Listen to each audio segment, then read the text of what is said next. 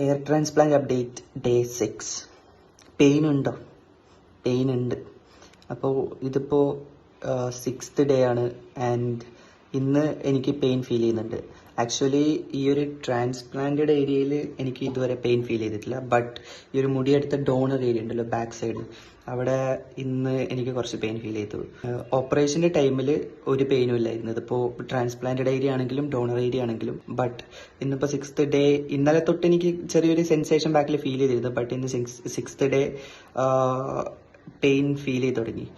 സംഭവം എന്താണെന്ന് വെച്ചാൽ, ഇന്നലത്തെ എൻ്റെ ഡോണർ ഏരിയയുടെ അവസ്ഥ ഈ കാണുന്നതാണ്. ആൻഡ് ഇന്നത്തെ അവസ്ഥ എന്ന് പറയുന്നത് ഇതാണ്. അപ്പോൾ ഇവിടെ സംഭവിച്ചിട്ടുള്ള എന്താ വെച്ചാൽ, ബാക്കിലുള്ള ആ ഒരു വൂൺസ് ഉണ്ടല്ലോ, ആ വൂൺസ് ഉണങ്ങിയിട്ട് ആ ഉണങ്ങിയ ഒരു സാധനം, ക്ലോട്ടായ ബ്ലഡൊക്കെ ഇന്ന് ക്ലീൻ ചെയ്യുമ്പോൾ പറഞ്ഞു വന്ന്. സോ അതിൻ്റെ ഒരു ചെറിയ പെയിനാണ് ഇപ്പോൾ ഫീൽ ചെയ്യുന്നത്. വലിയ ഇഷ്യൂ ആയിട്ടൊന്നും തോന്നിയിട്ടില്ല. ബട്ട് ബാക്കിൽ എന്തോ ഉള്ള പോലെ ഒരു ടൈപ്പ് പെയിനാണ് ഫീൽ ചെയ്തത്.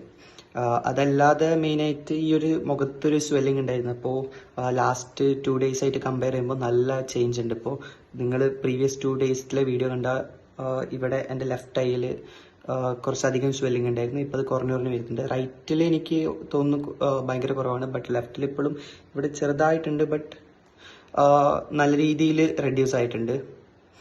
ആൻഡ് ഇതാണ് ഇപ്പോഴത്തെ എൻ്റെ ട്രാൻസ്പ്ലാന്റഡ് ഏരിയയുടെ റിസൾട്ട് എന്ന് പറയുന്നത്.